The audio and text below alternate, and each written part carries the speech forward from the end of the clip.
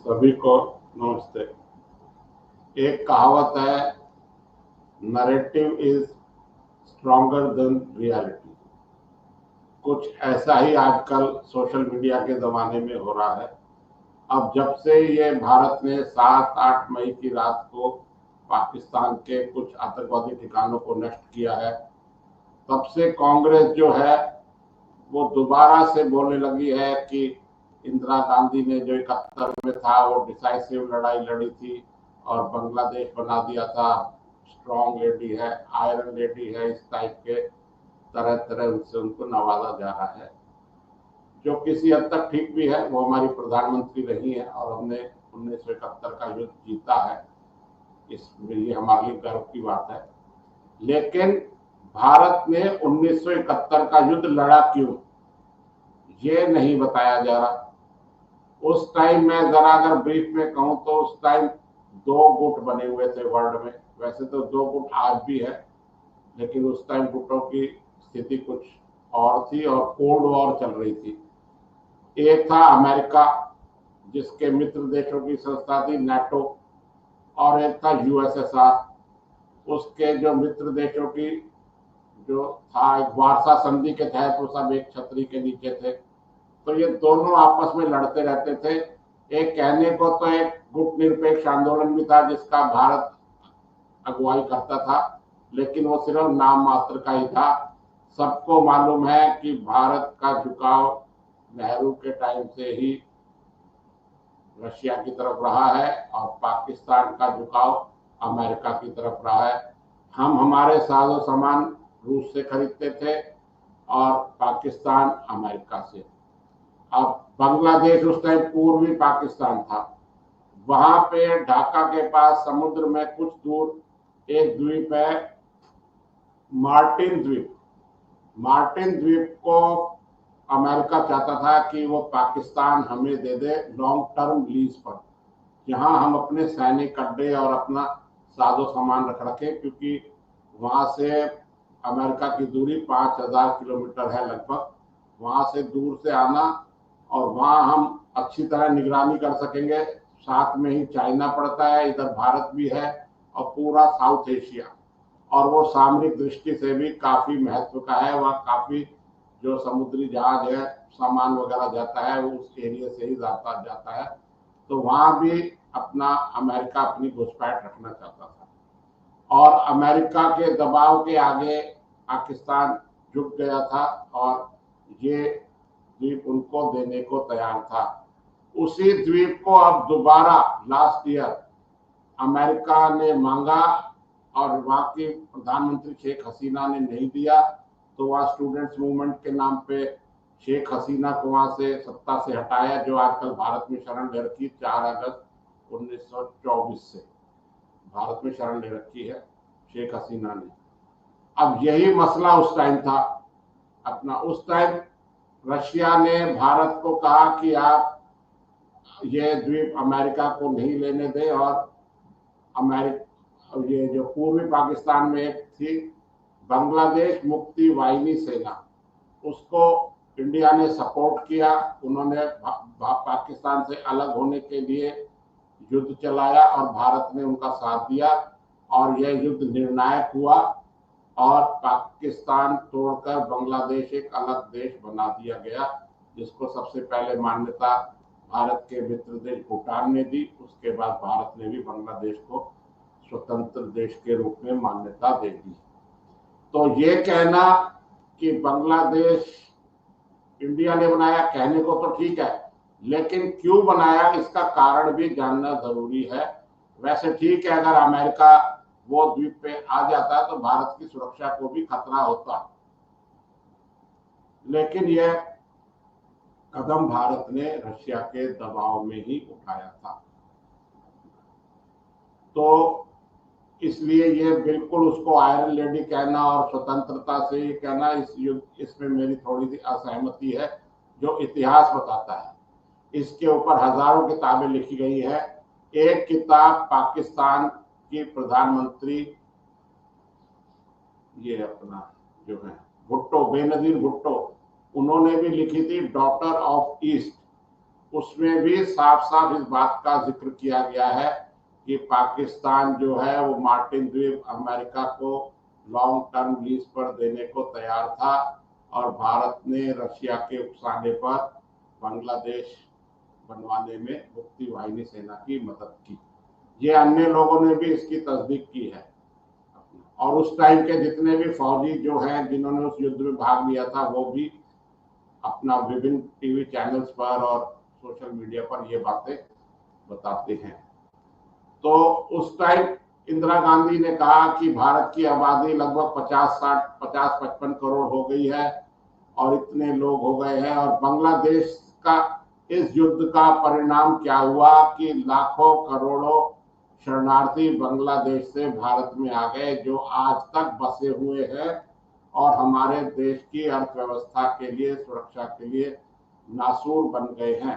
तो इन अवैध घुसपैठियों को जो युद्ध के समय अपनी जान बचाने के लिए इंडिया आ गए थे और इंडिया ने भी अपने बॉर्डर उनके लिए खोल दिए थे, इसका जिम्मेदार कौन है? जब युद्ध जीतने की जिम्मेदारी इंदिरा गांधी लेती है या उसको दी जाती है, तो इन अवैध घुसपैठियों की जिम्मेदारी भी कांग्रेस को लेनी चाहिए। 1971 में जो आए, आज लगभग अनऑफिशियली 6 से 7 करोड़ हमारे यहाँ घुसपैठिए रहते हैं, जिसमें रोहिंग्यास भी हैं, और इतनी ही आबादी लगभग ब्रिटेन की है, यूके की। तो हम एक और यूके जो है ब्रिटेन अपने यहाँ अवैध लोगों से बसा के रखे हुए, जिनसे हमारी सुरक्षा को खतरा हो गया है। अच्छा, अगर वापस पाकिस्तान युद्ध पे जाए, पाकिस्तान ने 18 दिसंबर 1971 को सरेंडर कर दिया था और ट्रीटी पर साइन कर लिए थे और बांग्लादेश अलग राष्ट्र के रूप में आ गया था। इसकी चर्चा हम कर चुके हैं। तो उसके बाद 18 दिसंबर 1971 से लेके शिमला समझौता हुआ जुलाई 1972 में, लगभग 7.5-8 महीने। 7.5-8 महीने तक क्या चलता रहा? 7.5-8 महीने तक ये चलता रहा कि बांग्लादेश से भारत की सीमाएं खुली रही और इन अवैध बांग्लादेशियों का भारत आना जारी रहा। भारत ने 93,000 लगभग सैनिक जो उनके पकड़े थे, उनको हम यहाँ खाना खिलाते रहे। 1965 की लड़ाई के बाद भारत में अनाज की वैसे ही कमी हो गई थी और हम विदेशों से आयात करते थे अनाज। अमेरिका भी हमको PL 480 के तहत सस्ता गेहूं, चावल और तेल देता था। अपना एक तरफ हमारे देश की जनता के लिए खाने के लिए अनाज नहीं है, उसके बाद हम इन लोगों को अनाज खिलाते।